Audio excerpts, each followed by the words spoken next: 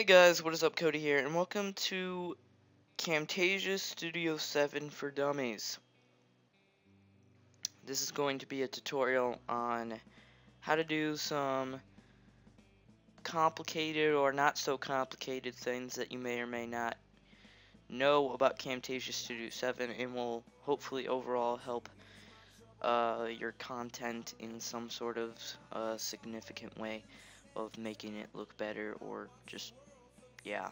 So I'm going to just pick a random file here to use. Let's start with let's just do part 17 of Soul Silver, for example. Let's go with that. So as you can see, I want to get just a top screen for this Let's Play because anything else is not needed and is unprofessional if I have anything else, and I just want the game. So what am I gonna do? Well, first of all, I'm going to remove all the keyframes that Camtasia recommends because most of them suck. I'm going to go into the zoom in pad. Well, actually, first, if you try and do it with the resolution of the recording, you can't like manually pick just that part. Like as you can see, I'm trying to, but like it's moving it all together, so I'll never really be able to. So what I have to do first is I have to edit the dimensions, and I always go with 1280 by 720 because that's the resolution of an HD recording anyway, and that lets me have free range. Well, first I have to snap the video edges, and that will let me have free range of what specific area of the screen I want. So once you get it perfect where it's just, you know, the part of the screen that you want, you can go with that. I almost have it here, as you can see, and I will show you how you'll be able to keep this without having to do this every time you put in a new recording into Camtasia. So just give me a second. Yeah. Alright, that's about close enough. But once you have it perfect or to your likings, then what you're going to want to do is, so you don't have to do what I just did every single time, you're going to want to add this to your library and then name it something you'll remember. So I'm going to rename this. It will always be at the bottom if you're putting a zoom in pad to the library, and name it something you'll remember. I already have one called Top Screen DS because that's what it is, and I'll just call this test. So that way, as you'll see, let's remove that and then add a new recording in like part 18. Drag that in, and then, you know, delete the ones that Camtasia has. And then what you're going to want to do is right click that and add to timeline, and it will be like that every single time, and so on and so forth. And yeah, this is a little off. That's because I'm just half-assing it so I can get this done. But this one right here, this one is perfect. I got it so it's perfect. So that's what you're gonna want to do for that. And if you want the bottom screen, you can do this. If you want both screens, you can do that. Or if you just want the bottom screen, you can do that and just show the bottom screen. So there's that. That's how you do the zoom in pad kind of thing going on. And if you want like both screens, but without it stretched out like severely, like it is right here, it's kind of stretched out, you can keep going until you got it good. And I already have a zoom in frame for that as well, so we're all good there.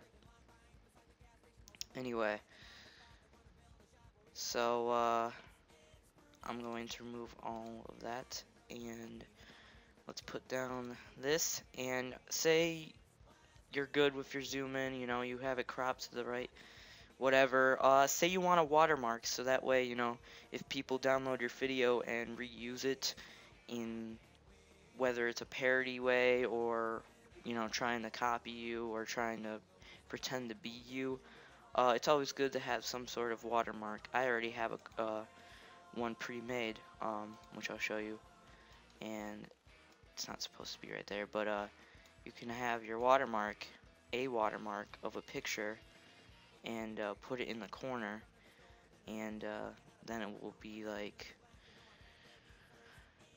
a sign saying this is my video, yeah, and you can have that throughout the video for your own purposes. And to do that, all you need is a picture. Let me just grab a random picture real quick. So let's say I want a picture of my face instead.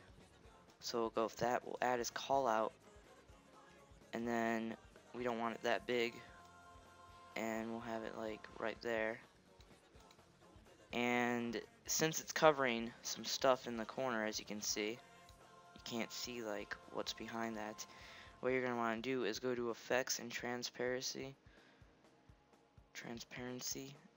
and you can mess around with that so you can get you know, get that to your likings. So that's how you do that for a watermark. Pretty simple and easy.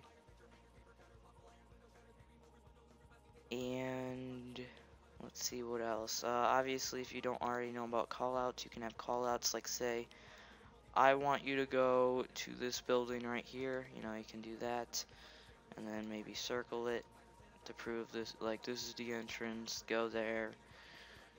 And you know, if you want to underline some text that may be on the screen, like, for example, like right here, maybe you want to stress the fact that it's apricots. You can do that.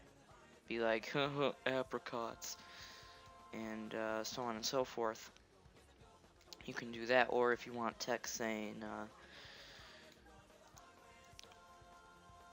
lol fail, you know, you can have that and then mess around with the text and put that wherever you want. So those are callouts. I'd consider them the basics. So if you don't know about them already, I don't know what to say. But anyway, yeah, there's that, and there's a bunch of different callouts you can have, so you can mess around with that and you know, do whatever with that. But there's that. And say, and I'm gonna have to do this. So say, as you can see right here, that I have my mouse on the screen. Say you accidentally had your mouse on the screen and you don't want it on the screen because it's unprofessional. What you can do is you can go to Cursor Effects and you can unclick this and it will disappear for the whole entire video. And then that way your mouse won't be on the screen. But sometimes I just like leaving it there, you know, because I may want to point something out and you know, whatever. But it's all preference. If you don't want your mouse there, you can change that, and yeah. So let's see. Voice narration. So you want to post commentate, you can do that here. Pretty self-explanatory. You can do captions. It's basically the equivalent of text. It's just done for you. But if you do that, just know that during the entire video, there will be and we change there will be this at the bottom. So when you on default, so what you're going to want to do is you're going to want to go to this and click no background, and then you can write hey, and it won't be there. So there's that. And picture-in-picture quizzing, those are things you may or may not want to tamper with. You can only do picture-in-picture if you recorded with picture-in-picture, meaning if you have like a webcam recording your face while this is recording, that's where that would go. But yeah, if you already have a recording done and you didn't have, you know, like say you want to put a webcam in there and you recorded it with a different device, well, if you didn't do it with Camtasia, you can't manually put it in with this program, so you can just forget about that. And quizzing, I don't mess around too much with that, but you can if you want to. And those are some of the basics I want to point out. Besides that, the only thing else I want to point out is audio track 3. Say, like, for example, this is my game audio and this is my commentary, but say I want music too, or some other audio, you can do audio track 3, and then you can have all 3. So there's that, and I don't have too much else to say. That's it for now. Hope I helped you in some sort of significant way, and happy editing.